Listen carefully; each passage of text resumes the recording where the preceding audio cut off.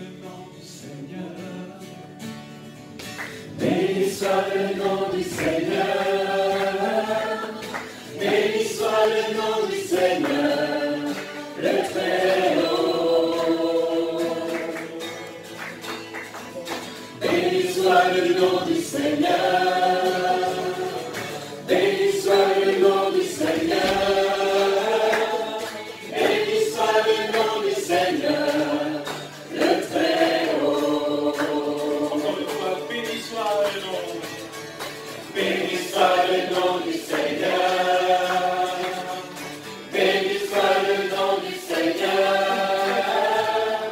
Béni soit le nom du Seigneur, le Très-Haut.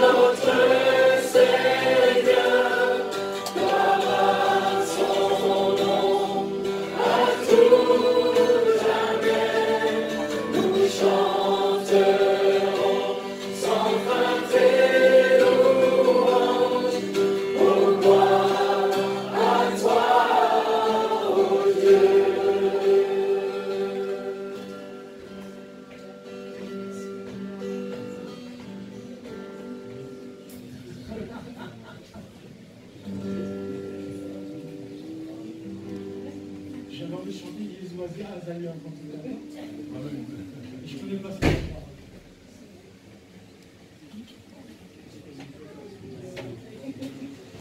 Thierry Paul, est-ce qu'on peut chanter Yézouazia? Ça parle pas de Christ?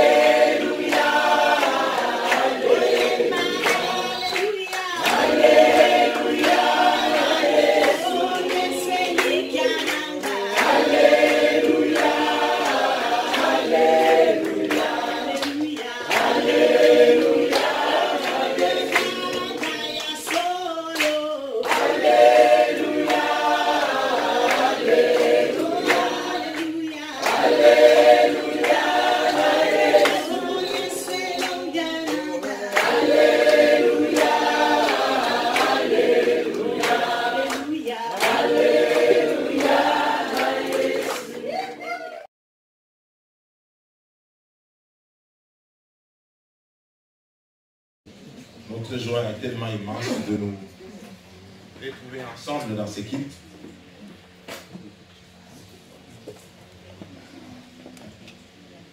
Je voudrais prier avant de commencer.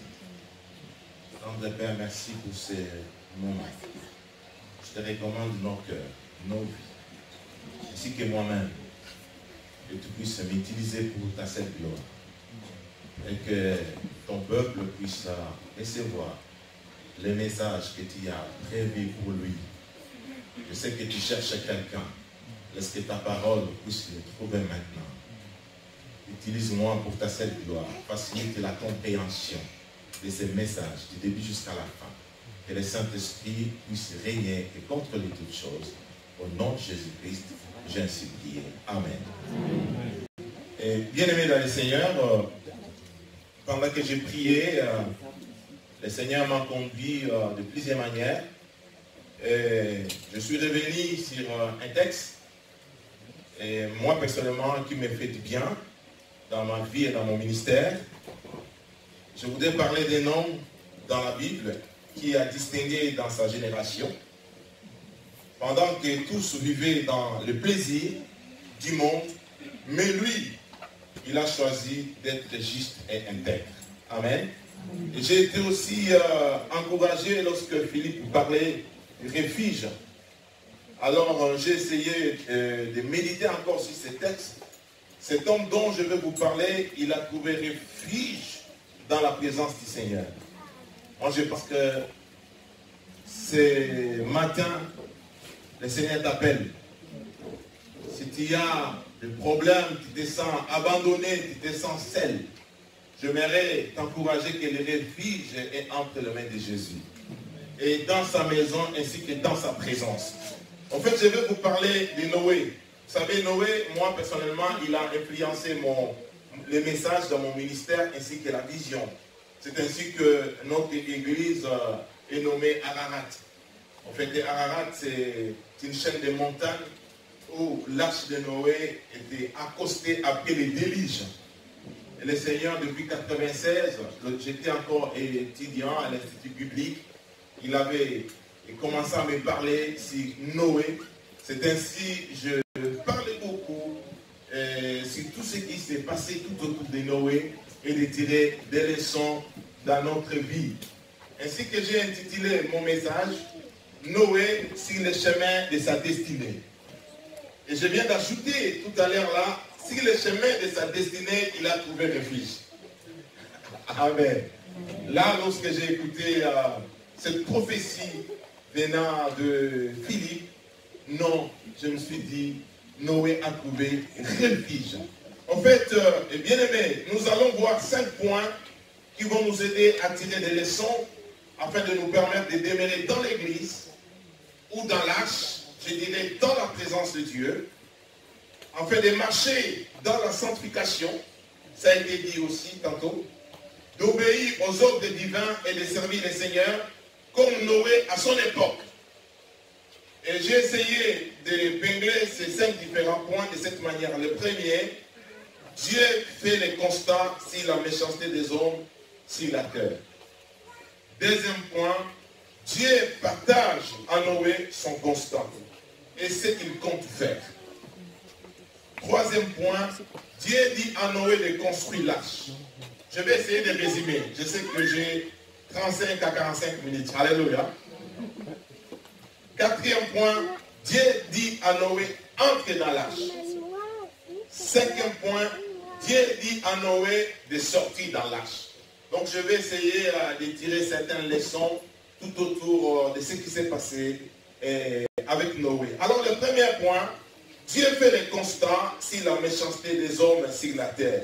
Là, nous lisons dans Genèse 6, 5 à 6, la Bible dit, l'Éternel vit que les hommes commettaient beaucoup de mal sur la terre et que toutes les pensées de leur cœur se portaient constamment et uniquement vers le mal. L'Éternel regretta d'avoir fait l'homme sur la terre et eut le cœur peiné. En fait, Dieu avait un plan pour l'homme, il a créé l'homme pour que l'homme puisse demeurer dans sa présence. Mais Dieu va faire un constat amer. Et vous allez voir que la Bible nous dit même que Dieu a eu mal dans son cœur lorsqu'il a regardé, il a constaté comment la méchanceté de l'homme sur la terre était en train de grandir le jour au jour. La Bible dit l'homme était versé que vers le mal, ses pensées orientées uniquement vers le mal. Et la Bible dit Dieu regretta d'avoir créé l'homme. Écoutez, chers bien-aimés, nous sommes là sur cette terre, Dieu nous a créés et nous, en tant que les enfants de Dieu, nous sommes en Christ, nous avons les saluts. Ne pensez pas quand nous vivons, quand nous marchons, quand nous faisons des choses et que nous sommes seuls. Le regard de Dieu est fixé vers nous. Et lorsque Dieu nous regarde, quel est le constat que Dieu fait sur notre vie? Nous devons nous poser, chers bien-aimés dans le Seigneur, le constat de Dieu sur la vie de chacun de nous. Quel est le constat de Dieu sur ma famille? Quel est le constat de Dieu sur mes projets? La Bible dit Dieu regretta. Écoutez, des fois, lorsque Dieu nous regarde aujourd'hui, il regrette. Dieu a regretté pourquoi il a créé l'homme. Ne poussez pas Dieu de regretter du fait que tu es en vie. Combien de nous aujourd'hui, bien-aimés, nous poussons Dieu à regretter lorsqu'il nous regarde? Lorsqu'il essaie un peu de voir notre manière de vivre qui ne plaît pas à Dieu. Écoutez, frère, nous allons lire ce texte dans Genèse chapitre 6, verset 1 à 22. C'est la base de notre message. J'aimerais en lisant que chacun de nous puisse retenir quelque chose parce que je vais y revenir. La Bible dit, lorsque les hommes ont commencé à se multiplier à la surface de la terre, et que des filles, leurs filles naissent, les fils de Dieu virent que les filles des hommes étaient belles. Et ils en, au chapitre 600, ils en prirent pour femmes parmi toutes celles qu'ils choisirent. Alors l'Éternel dit, mon esprit ne contestera pas toujours avec l'homme, car l'homme n'est que chair, il vivra 120 ans. Il y avait des géants sur la terre à cette époque-là. Ce fut aussi le cas après que les fils de Dieu se firent unis aux filles des hommes et que leur y donnaient des enfants. C'étaient les célèbres héros de l'Antiquité. L'Éternel vit que les hommes commettaient beaucoup de mal sur la terre et que toutes les pensées de leur cœur se portaient constamment et uniquement vers le mal. L'Éternel regretta d'avoir fait l'homme sur la terre et il est cœur peiné. L'Éternel dit, j'exterminerai de la surface de la terre l'homme que j'ai créé. Depuis l'homme jusqu'au bétail, aux reptiles et aux oiseaux, car je regrette de l'avoir fait. Cependant, Noé trouva grâce aux yeux de l'Éternel. Verset 9. Voici l'histoire de Noé. C'était un homme juste et intègre dans sa génération. Un homme qui marchait avec Dieu. Noé eut 3 fils, Sem, Cham et Japheth. La terre était corrompue devant Dieu. Elle était pleine de violence. Dieu regarda la terre et constata qu'elle était corrompue. Car tout le monde avait corrompu sa conduite sur la terre. Alors Dieu dit à Noé, la fin de tous les hommes est décidée devant moi. Car ils ont rempli la terre de la violence. Je vais les détruire avec la terre. Fais-toi un bateau avec des arcs résinés. Tu disposeras cette arche en compartiment et tu l'enduiras du poids dedans et dehors. Voici comment tu la feras. L'arche aura 150 mètres de long, 25 de large et 15 de hauteur. Tu feras une couverture à l'arche et tu la feras d'une cinquantaine de centimètres depuis le haut. Tu placeras une porte sur le côté de l'arche. Tu construiras un étage inférieur, un deuxième et un troisième étage. Pour ma part, je vais faire venir des déluges d'eau sur la terre pour détruire toute créature qui a souffle de vie sous le ciel. Tout ce qui est sur la terre mourra. Cependant, j'établis mon alliance avec toi. Tu entreras dans l'arche avec tes fils, ta femme, les femmes de tes fils, de tous ceux qui vivent. Toute créature, tu feras entrer dans l'arche des membres de chaque espèce pour les conserver la vie avec toi. Il y aura un mâle et une femelle, des oiseaux selon leur espèce, du bétail selon son espèce et de tous les reptiles de la terre selon leur espèce. Des membres de chaque espèce viendront vers toi pour que tu leur conserves la vie. Quant à toi, prends de tous les aliments que l'on mange et fais-en une provision afin qu'ils vous servent de nourriture à toi et à eux. C'est ce que fit Noé. Il se conforma à tous les ordres que l'Éternel lui avait donnés. C'est la parole du Seigneur. Écoutez, bien aimés, ici nous voyons comment Noé a obéi à l'ordre de Dieu. Écoutez frère, la Bible nous dit que le monde vivait dans une violence incroyable. Vous n'allez pas me dire le contraire.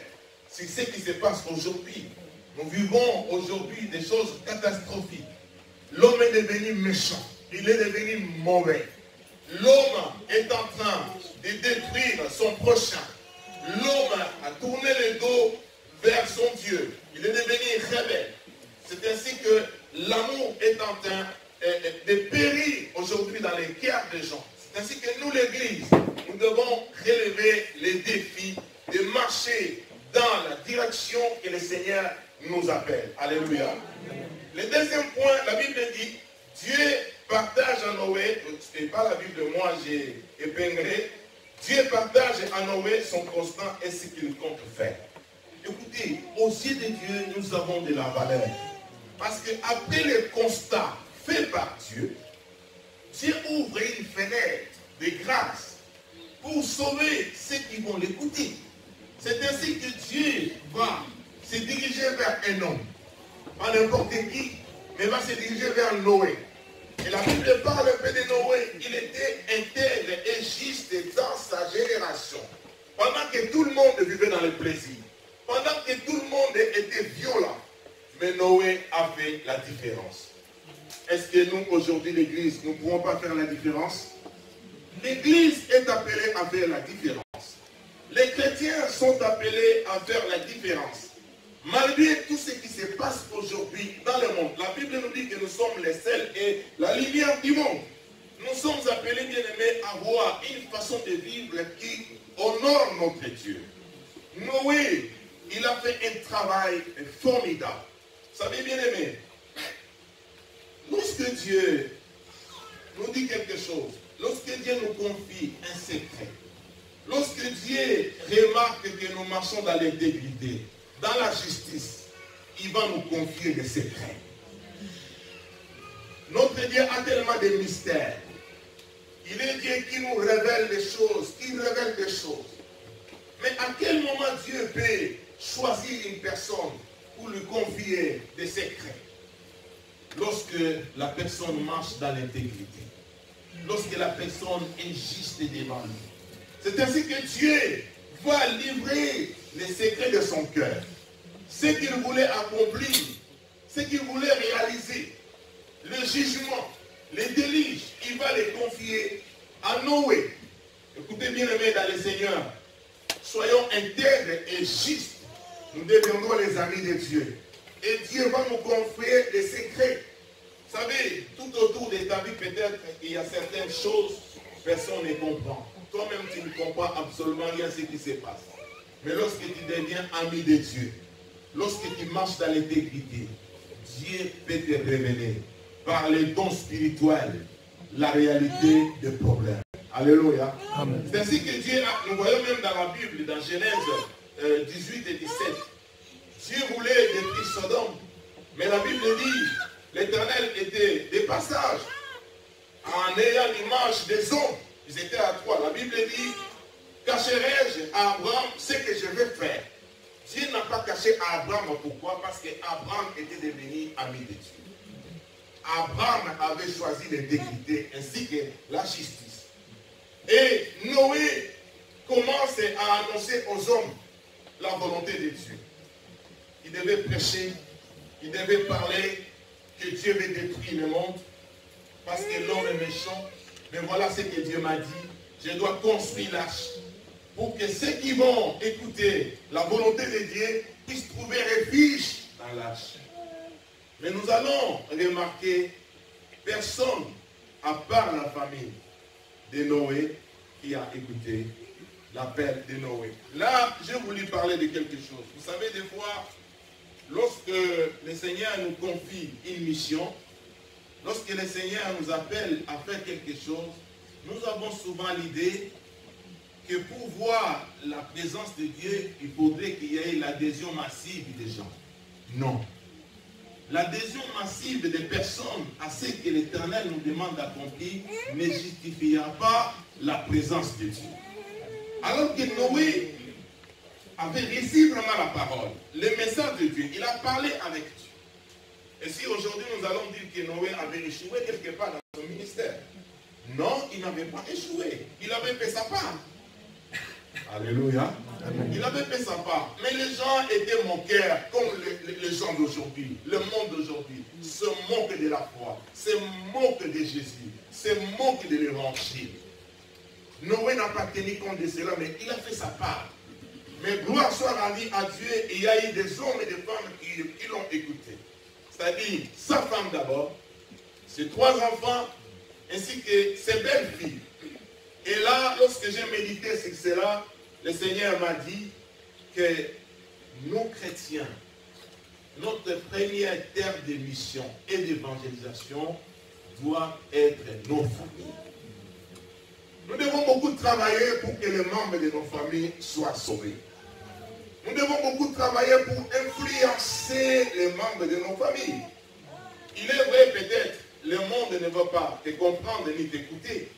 Mais si ta famille t'écoute, si tes enfants t'écoutent, c'est une grâce et une bénédiction. Et comment nous pouvons sauver nos familles? Par la prière. Nous pouvons sauver nos familles en ayant un bon témoignage. C'est-à-dire notre mode de vie.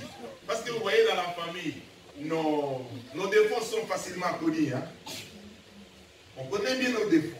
Mais lorsque nous allons nous efforcer à être un modèle dans nos familles, en parole et dans beaucoup de choses, bien aimés, nous pouvons toucher les membres de nos familles, nos enfants. Travaillons pour que nos enfants soient sauvés.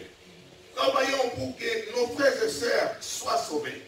Si le monde ne va pas comprendre que Jésus t'a sauvé et il a besoin également de lui, mais si ta famille t'écoute, tu accompliras la parole de Dieu qui dit, si tu crois, tu seras sauvé toi et ta famille. Alléluia. Donc Noé a travaillé et sa famille l'a écouté, sa famille l'a accepté, sa famille a accepté sa vision et ils se sont mis maintenant à travailler. Et je passe directement à mon troisième point qui dit, Dieu dit à Noé de construire l'arche. C'est là où je vais essayer d'expliquer beaucoup de choses. Dieu lui demande de faire quelque chose que personne avant lui avait fait. Quand nous lisons la Bible, nous ne voyons pas quelque part qu'il y avait quelqu'un que Dieu avait demandé de construire l'arche. C'est-à-dire Dieu lui demande de faire quelque chose qui est, je dirais, nouveau pour lui.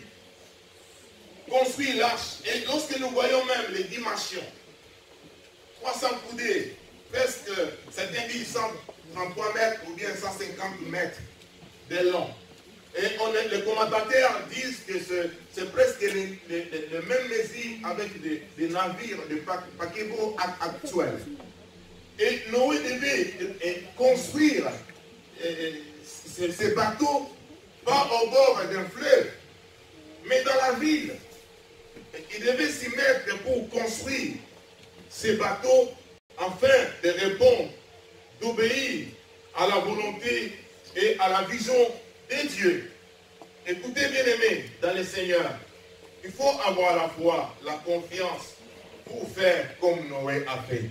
Vous savez, nous aujourd'hui, la plupart des choses que Dieu nous demande de faire, nous avons des aînés dans la foi qui l'ont déjà fait.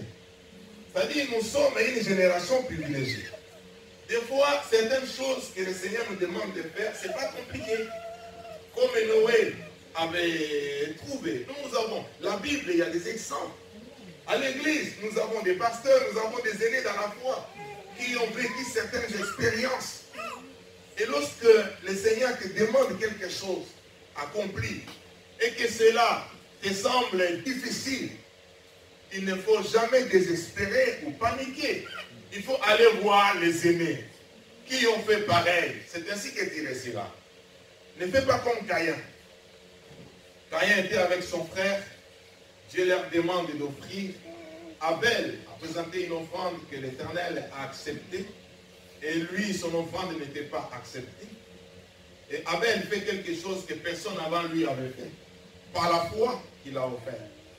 Et lorsque Caïn constata que l'offrande de son frère a été exaucée, au lieu d'aller vers son frère pour lui demander qu'as-tu fait pour être exaucé, lui il a choisi le chemin de la rébellion, la colère et la haine. C'est ainsi qu'il a tué. Nous, enfants de Dieu, nous pouvons apprendre aussi par d'autres personnes. Nous pouvons apprendre auprès de nos bien-aimés qui nous ont précédés dans la foi. Pour Noé, ce n'était pas facile de construire l'arche. Et il devait faire preuve à beaucoup d'exigences ainsi que des compétences. Si vous allez vraiment dans la profondeur de la parole de Dieu, vous pouvez analyser beaucoup de choses. Que Noé devait faire preuve de compétences sur la menuiserie. aussi l'architecture, je ne sais pas, je dirais nautique ou navale. Il devait faire preuve à la gestion des personnes, parce que la Bible dit, le déluge est tombé pendant 40 jours. Mais Noé est resté dans le bateau presque 1 an. Parce qu'il est entré, lorsqu'il avait 600 ans, il est sorti à 601. Ils sont restés 1 année avec ses enfants, avec sa femme et ses belles-filles. Surtout et de belles filles. Et de belles filles. 1 année dans un espace de 150 mètres. Est-ce que vous pouvez imaginer ce que Noé pouvait avoir comme travail? Il a fait preuve de la gestion de personnes. Et pas seulement ça, il devait gérer la famille en train de travailler ensemble. Vous savez, travailler avec des personnes que tu ne connais pas, des fois c'est facile pour donner des ordres. Mais travailler avec sa famille, travailler avec ses enfants, travailler avec sa femme, travailler avec sa femme, travailler avec ses belles filles, c'est pas facile. Donc Dieu demande à Noé quelque chose qui est difficile à faire. Mais Noé se lance sur le chemin de la foi, sur le chemin de sa destinée, sur la confiance de l'Éternel. Et Noé devait faire également preuve de la logistique parce qu'il devait gérer le matériel. Il devait gérer l'alimentation, la nourriture. Il devait faire preuve également de capacités pour gérer les bêtes. Noé devait faire preuve de plusieurs compétences. Et quand j'ai essayé d'analyser ce que Noé devait faire, je me suis projeté à l'église. C'est presque pareil au travail que Dieu nous demande de faire accomplir. Apparemment, le travail de Dieu semble être facile, mais ce n'est pas facile. Parce que les serviteurs sont appelés à faire face à plusieurs compétences. La gestion du personnel, des fois gérer des relations, des conflits, gérer pas mal de choses, se préparer dans l'air. C'est ainsi, quand j'ai médité cela, bien aimé, nous devons apprendre à honorer nos serviteurs. Ah, j'ai écrit, vous allez répondre un amen très fort. Nous devons apprendre à honorer nos serviteurs. Amen. À les respecter. Encore un amen. Amen. À les écouter. Servir le Seigneur demande beaucoup de sacrifices. Regardez, Noé devait aller dans la forêt, couper les bois, ramener les bois, commencer à scier les bois, à raboter pour que cette bois puisse prendre place dans l'âge. Et quand nous essayons de réaliser, c'est pareil à ce que notre Seigneur Jésus a fait de nous. Nous étions dans la forêt du monde. Nous étions dans la forêt du péché. Il est allé nous ramasser dans la forêt. Il nous a coupés et il nous a ramenés dans l'église. Alléluia. Amen. Et quand nous sommes là à l'église maintenant, c'est le travail du Saint-Esprit qui commence avec ses serviteurs pour nous tailler, nous briser, nous raboter, afin que chacun de nous puisse prendre la forme dans l'âge. Combien c'est compliqué de voir des chrétiens n'arrivent pas à prendre la forme dans l'âge. Le Seigneur te demande, tu dois prendre ta forme ici dans l'église. C'est-à-dire, il y a une place qui t'est réservée dans cette église. Pas une place dans la présence, dans des réunions collectives, mais une place déjà dans la présence de Dieu ainsi que dans les services. Mais pour trouver cette place, il faut accepter le chemin du brisement. Que tu sois taillé, que tu sois raboté un peu. N'acceptez pas qu'à chaque moment qu'on puisse t'appliquer un peu la pommade lorsque rien ne va. N'acceptez pas toujours des messages qui vont dans le sens, comment dire en français, le poil, hein? La sens du poil. Des fois, un message peut arriver pour semer une confrontation, une contradiction à nous. Une mise en question. C'est ainsi que la personne qui veut s'humilier, se repentir, il saisira l'opportunité, il se repent et il continue le chemin comme Noé a continué. Ce n'était pas facile pour lui. Noé, il devait choisir. La Bible dit, le Seigneur lui a dit de choisir le bois des gophers. C'est un bois un peu spécial. Ce n'est pas n'importe quel bois. Parce que lorsque je lis dans la parole, je crois dans Genèse 7, 17 à 18, la Bible nous dit, lorsque la pluie ainsi que les eaux de l'abîme s'ouvrirent, la Bible dit que l'arche se soulevait et commença à flotter. Pourquoi? Parce que c'était du bois du gopher. Ce n'est pas n'importe quel bois. C'est un bois qui est tellement léger. Ça, c'est l'image des chrétiens qui sont conduits par le Saint-Esprit. Les chrétiens qui sont conduits par le Saint-Esprit ne pèsent pas le trop lourd. Il est léger. Alléluia. Il est léger, il est souple. Lorsqu'il faut adorer, il est souple pour aller dans la présence.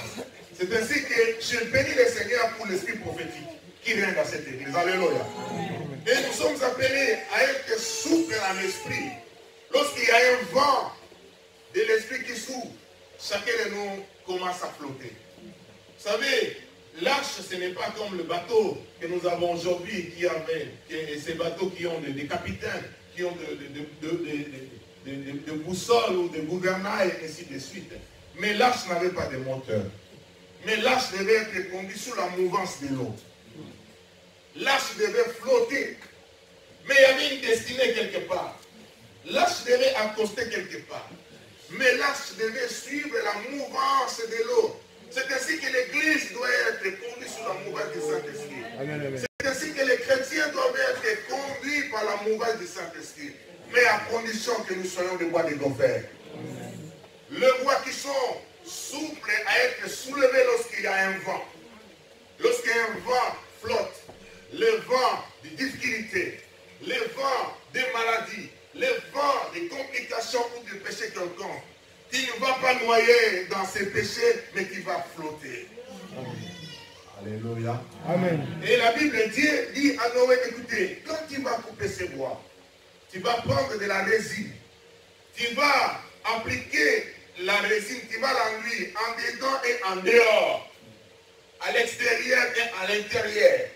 Pour à l'intérieur, ça ne pose pas beaucoup de problèmes, mais les grands problèmes se posent à l'extérieur.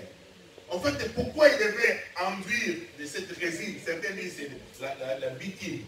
C'était pour des raisons d'intensité. Hein? Étanchéité. Pour que ça soit intense. Étanche. L'imperméabilité. C'est pareil, non? Et le bateau soit imperméable. Parce que ce n'est pas n'importe quelle pluie qui devait tomber. C'est le déluge. Et lorsque la pluie commençait à tomber, le bateau, qu'il n'y ait pas de brèches, pour entrer dans le bateau. Et s'il y a des brèches, le bateau va faire naufrage. Écoutez, frères, bien-aimés dans le Seigneur, nous avons besoin de la résine spirituelle dans notre vie. Vous savez, la Bible nous dit que le sang de Jésus nous couvre. Ça, c'est le mal de la rédemption. Quand nous sommes sauvés, nous sommes en Christ, le sang de Jésus nous couvre et nous sanctifie. Et nous devons travailler aussi pour cette sanctification. C'est ainsi que nous avons la sanctification de position, c'est-à-dire quand nous sommes en Christ, quand nous sommes nés, nous sommes sanctifiés, déclarés justes, adoptés enfants de Dieu. Mais on ne doit pas se contenter que de cette sanctification que nous avons héritée en Christ. Il y a aussi un deuxième aspect qui est la sanctification progressive. C'est-à-dire, tu dois progresser, tu dois faire fournir un effort de marcher dans la sanctification, de refuser le mal. Sinon, il y aura des brèches qui vont entrer dans ton bateau de la foi. Ça te fera naufrage. Et tu n'atteindras pas ta destinée. Alors que Dieu t'attend quelque part. Dans l'arche, c'est le refuge. Lorsqu'il y a des brèches, des ouvertures, Bien aimé, ça ne sera pas la protection. Ça peut rester une année, 2 ans, quelques mois. Mais la finalité, ça sera dans l'eau. Ce n'est pas la volonté de Dieu. Nous qui avons choisi Jésus-Christ, moi ma prière, que personne parmi nous aujourd'hui ne puisse abandonner la foi. Amen. Alléluia. Amen. Philippe, je vais déjà parler.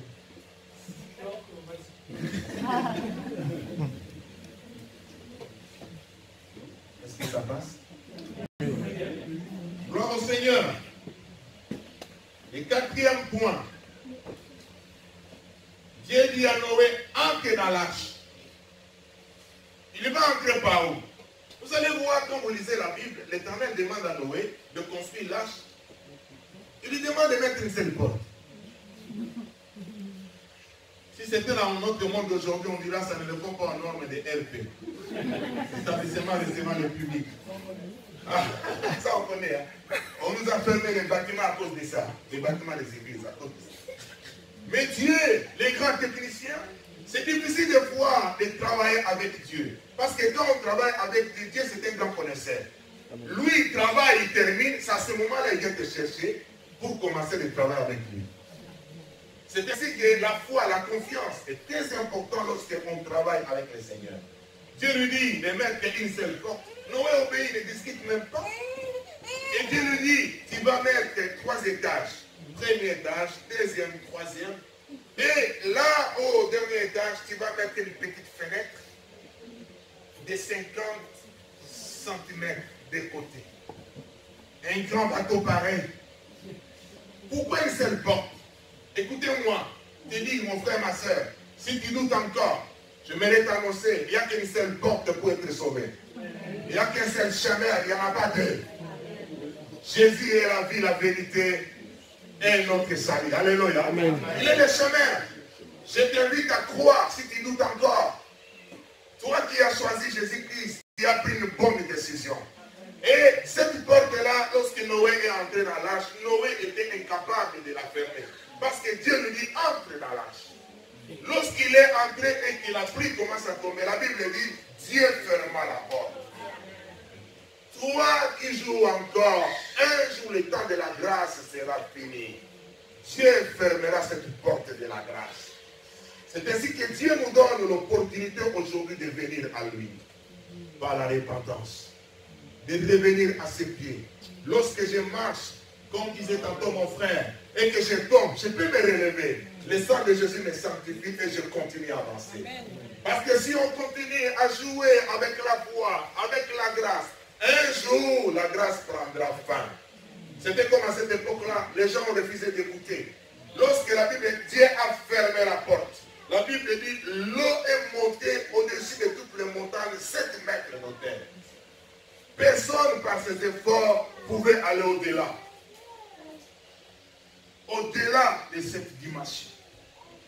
Et ceux qui étaient dans l'arche ont trouvé refuge.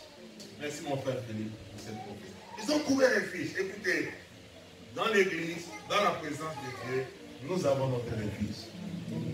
Alléluia. En Jésus-Christ, nous avons notre refuge. Je m'en vais pour continuer mon message. Ce message plutôt. Le 5e point, Dieu dit à Noé de sortir dans l'arche, de l'arche. La pluie est tombée pendant 40 jours, mais l'eau est restée si longtemps possible. Noé est resté presque pendant une année. Mais avant de sortir de l'arche, c'est à ce moment-là que nous allons comprendre que la fenêtre, la petite, l'unique peut-être, que Dieu lui a demandé de mettre à l'étage supérieur avait de l'importance. Cette fenêtre, c'était le point de contact avec le monde extérieur. Parce que Noé à l'intérieur ne pouvait pas voir ce qui s'est passé à l'extérieur. Dans la vie chrétienne, dans la foi, Dieu ouvre toujours une fenêtre pour nous aider de voir ce qui se passe à l'extérieur. Déjà, j'aimerais te dire que notre salut viendra de l'extérieur. Notre salut vient de l'extérieur. Alléluia. Ne vient pas de ce monde, ne vient pas. Notre délivrance vient de l'extérieur. Mais il y a beaucoup de choses, de grandes choses bien aimées, sont des choses invisibles qui se passent de l'extérieur. Il faut que Dieu couvre l'œil prophétique pour voir ce qui se passe au-delà, à l'extérieur. Et c'est comme ça qu'on définit même la prophétie. Une fenêtre que Dieu ouvre pour permettre à ses enfants de voir au-delà. C'est ainsi que toi qui marches dans l'intégrité, dans la justice, dans la prière, continue à marcher. Un jour, Dieu t'ouvrira cette petite fenêtre. Tu pourras voir ce que tout le monde ne peut pas voir. Mais Noé va utiliser un oiseau, deux oiseaux, la colombe et le corbeau, pour aller faire le constat si la terre était habitable, était sèche. Il va envoyer le corbeau. Le corbeau, depuis il est parti, il faisait que des tours. Je ne sais pas pourquoi la Bible ne nous dit rien. Moi j'ai réfléchi, il a trouvé sa nourriture. Il a trouvé ce qui lui plaisait. Il a trouvé les cadavres, il a trouvé. Le corbeau depuis qu'il est parti. Écoutez frère, ne sois pas comme un corbeau. Ce monde est pourri, ce monde est détruit. Quand nous vivons dans ce monde, marchons comme la colombe. Lorsque la colombe est partie, pour la première fois, n'a pas trouvé de la place, la colombe est revenue au pied de son maître. Et pour la deuxième fois, la colombe est revenue avec la feuille d'olive. Alléluia. L'image du Saint-Esprit, de la grâce, de l'onction, il a apporté le message de la vie. C'est ainsi que, bien aimé, lorsque nous allons marcher avec le Saint-Esprit, lorsque nous serons à l'écoute du Saint-Esprit, bien aimé, nous atteindrons notre destinée. Noé, sur le chemin de sa destinée, il a trouvé refuge. C'est ainsi que lorsqu'il est sorti de l'arche, la Bible dit, le bateau, l'arche est allé accoster sur les montagnes d'Ararat. C'est là où maintenant commence une nouvelle vie. Le nouveau départ. La restauration. Dieu renouvelle même son alliance avec Noé. Tout ce qu'il avait conclu avec Adam, il le renouvelle. Il dit, vous allez vous reproduire encore. Et Dieu ajoute encore que je vous donne la viande. C'est la première fois que l'homme va consommer la viande. Alléluia. Amen. Parce qu'avant, Noé, on consommait que de l'herbe. Et lorsqu'il est sorti de l'alliance, de l'arche, Dieu lui dit, vous allez consommer également la viande. C'était ce jour-là. Pourquoi? Parce que Noé a obéi. Et Dieu a donné le signe de l'alliance. Il dit, écoutez, Noé, à cause de ton intégrité, parce que lorsque Noé est sorti, la première des choses, il a bâti l'autel. Personne ne lui a demandé, frère, si tu veux faire quelque chose pour ton Seigneur, fais-le. N'attends pas quelqu'un te demande de le faire. Personne n'a demandé à Noé. Lorsqu'il est sorti, il a construit l'autel. Il a offert un holocauste. L'holocauste, c'est une offrande qui est totalement consumée et dédiée à Dieu.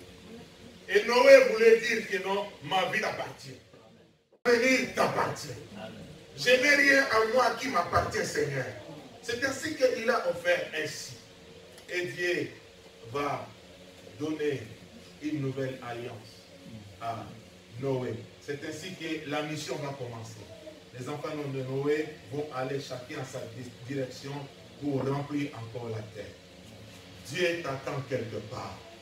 Le secret, c'est dans l'intégrité, dans la justice, ainsi que dans le service du Seigneur. J'aimerais conclure mon message à t'exhortant, frère, à servir le Seigneur. Nous sommes sauvés pour servir. Ce n'est pas difficile, ce n'est pas compliqué. Accepte l'appel que le Seigneur te demande. Servir ne veut pas dire que prêcher la parole. Servir ne veut pas dire être pasteur. Non. Tu peux servir le Seigneur dans le ménage à l'église. Tu peux servir le Seigneur en s'occupant des enfants. Tu peux servir le Seigneur en faisant quelque chose dans ton église.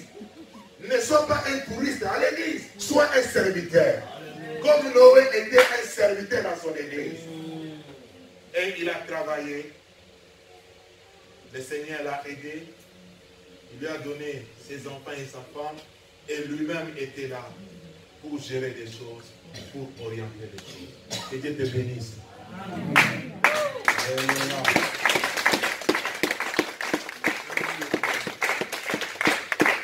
Est-ce que nous pouvons nous incliner dans la prière? Si le Seigneur t'a parlé au fond de ton cœur, dis-lui quelque chose.